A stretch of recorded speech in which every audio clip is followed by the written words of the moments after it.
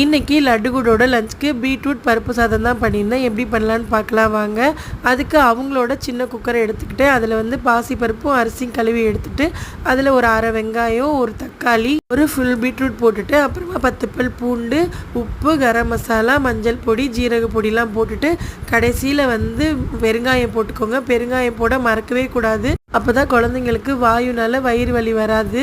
தண்ணிக்கு வந்து எந்த மெஷர்மெண்ட்டும் இல்லை. நிறைய தண்ணி ஊற்றிக்கோங்க. நமக்கு வேகிறத விட நல்லா வேகணும் குழஞ்சி. அதனால் நிறைய தண்ணி ஊற்றிக்கலாம், ஒன்றும் பிரச்சனை இல்லை. நான் கொஞ்சம் ரொம்ப நிறைய ஊற்றிட்டேன், அதனால் பொங்கிடுச்சு. அதனால் நீங்கள் பார்த்து ஊற்றிக்கோங்க.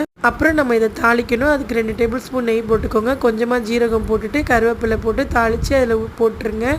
நல்லா வாசமாக இருக்கும், சாப்பிட்டுப்பாங்க. நிறைய பேர் எங்கள் பாப்பா சாப்பிடவே மாட்டேங்குது, என்ன பண்ணலான்னு கேட்குறீங்க. குடு லட்டுவுமே ஒரே வயிற்றுல ஒன்றா தான் பிறந்தாங்க. நான் குடு நல்லா சாப்பிடுவா, லட்டு சாப்பிட மாட்டாங்க. லட்டுக்கு வந்து பருப்பு சாதம் தான் பிடிக்கும்.